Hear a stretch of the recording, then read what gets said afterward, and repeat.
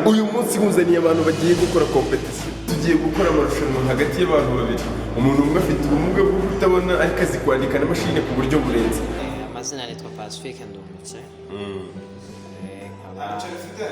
Nanjye mfite ubumuga bwo kutabona.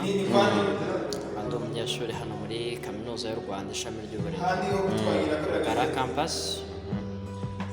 Nkaba nanjye nitabiriye iki gikorwa cyo kugira ngo ngaragaze ko nzi nanjye gukoresha mudasobwa nk'uko igihugu cyacu kibitwemerera kandi turi mu muvuduko wa tekinoloji. Ariko agiye guhangana n'undi muhanga mu kwandika. Gadi, nashakaga kukubaza urumva umeze ute muri aka kanya tu? Fresh nani? None se umuntu mugiye gukorana nyuma yo kubona uburyo ari kwandika urumva bimeze bite? Oya, arankanze naratangira ariko nyine abafite access cyane azi gukora ibintu neza. None se urumva ushobora kuba uwa mbere? Byashoboka. Turagira ngo tubasabe kugira ngo mukurikire iki kiganiro kugira ngo umusozo tuze kumenya uwaje gutsinda kurusha abandi. Tugiye kureba nindiri gutsinde nindiri urusha undi kwandika neza. Pasi, urumva umeze ute se? Ameze neza kabisa. Yibanyita Toros the Beast. Iyi YouTube channel yitwa Holy Vibe. Yitwa Holy Vibe. Holy Vibes.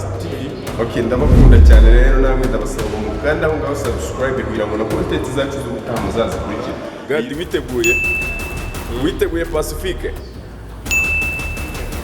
Okay, none nagira ngo mbabwire ko iyi projector iri hano inyuma igiye guprojectinga ibyo uriya muntu ufite ubumuga bwo kutabona ari bwandike kugira ngo mwese muze kubibona koko ko ari ibintu binyuze mu mucyo.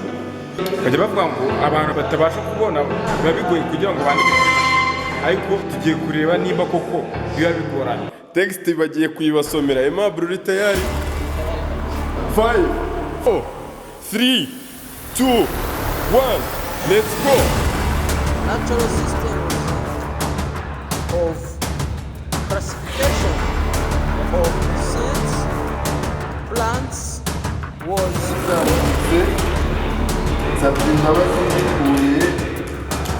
umutima ahasigaye imana iduhaze uburame kandi Njyewe uko ndi kubibona icyanjye giti ndabona umuntu utabona ashobora kurusha umuntu ubona. warakoze cyane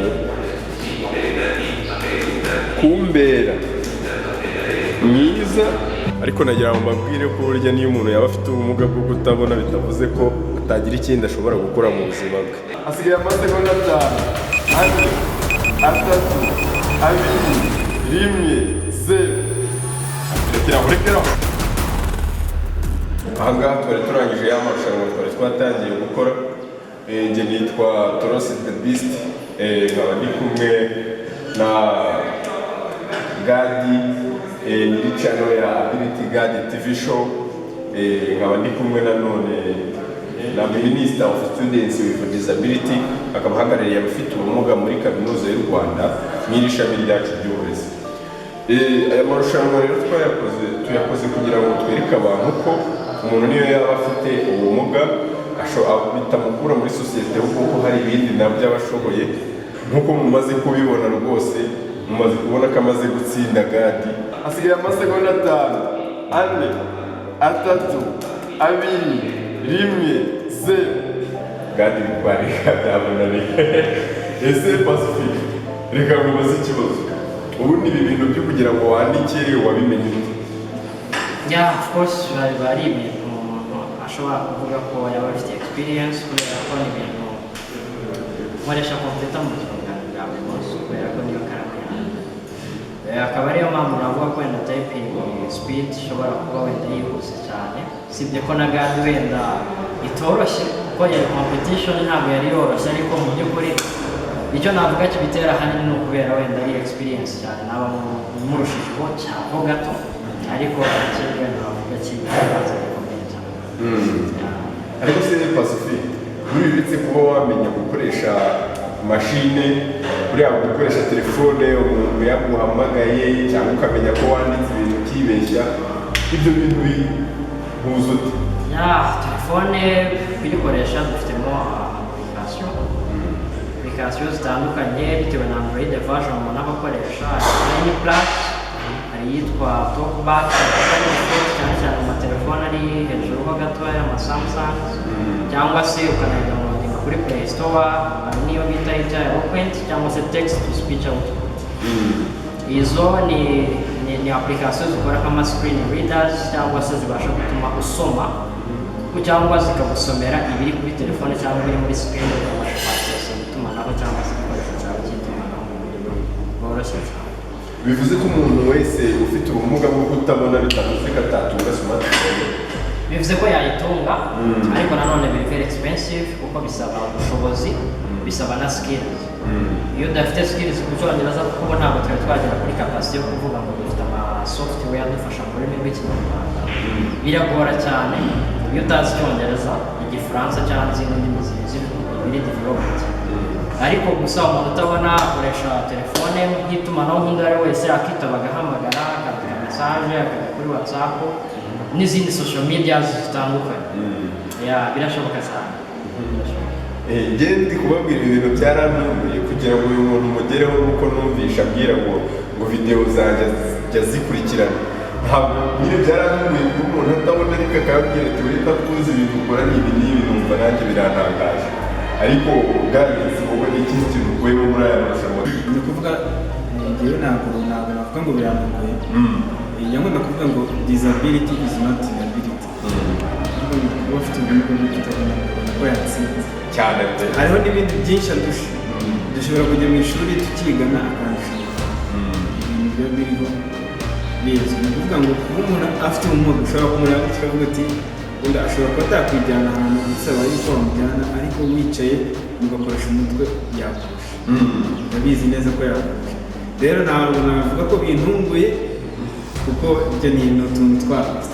Kuko niba yewe nkoresha ikaramu, akenshi iyo mvuze ngo ngiye kwandika afata ikaramu nandika, urumva? Ariko uwo iyo avuze ngo agiye kwandika akoresha telefone, kandi n'ubuze keyboard za telefone zimwe z'amashini. Abazi ngo Q iri ahangaha, S iri ahangaha, G iri ahangaha, akaba amuzi mu mutwe aba yarabifashe. Nk'uko ashobora no gufata inzira ashobora kugenda niwe wenyine utamufashe. So rero nk'uko nyamuvuga disability is not inability. Wenda akabazo ka nyuma ko turi gusoza, ese Pacifique ni ikihe kintu wabwira abadukurikira, kuko haba harimo ababyeyi, harimo abantu bafite ubumuga, harimo n'abandi banga gufata neza abafite ubumuga bakeka ko muri sosiyete batari abantu. Niye message mu masegonda make ashoboka wabahereza? Message ni imwe, ntabwo ari nyinshi. Ni ukugira impact cyangwa se kwishyira mu mwanya w'umuntu. Ubuzima tubamo tuba dufite challenges, buri wese agira challenge. Umuntu ufite disability agira challenges zirutaho gato cyangwa se zirutaho cyane iz'undi muntu udafite disability. Usibye ko uburyo bw'ubuzima cyangwa se bwa rusange nta muntu utagira disability burya ni uko zirutana akazi. So rero ugiye kwishyira mu mwanya w'undi muntu ukareba challenge afite ukamushyigikira, burya bishobora kutugora kugira icyo dukora, ariko dufatanyije n'undi uwo ari we wese wagize kwishyira mu mwanya w'undi muntu twagira kwiganisha together kandi nta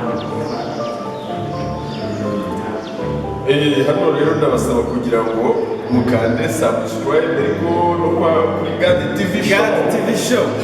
Turabasaba mu mujyeho no mukande subscribe kugira ngo Nasure Kigali site ni website yubatswe n'uyu muhungu. Uyu muhungu ni umukire, niwe ukorera mu byitiranye, ariko turabasaba kugira ngo akire nuko abafite abantu ibibazo udasoma amakuru yo kuri Kigali site wakohombye cyane. Turabashimiye kandi turabakunda iki kiganiro cyiza nyine tubagejejeho. Niba cyabashimishije cyangwa hari icyo mwizemo gishyashya mwakwandikaho hasi muri comment mutubwira kugira ngo bizadufashe kumenya video z'ubutaha tuzakora uko zizaba zimeze. Murakoze cyane.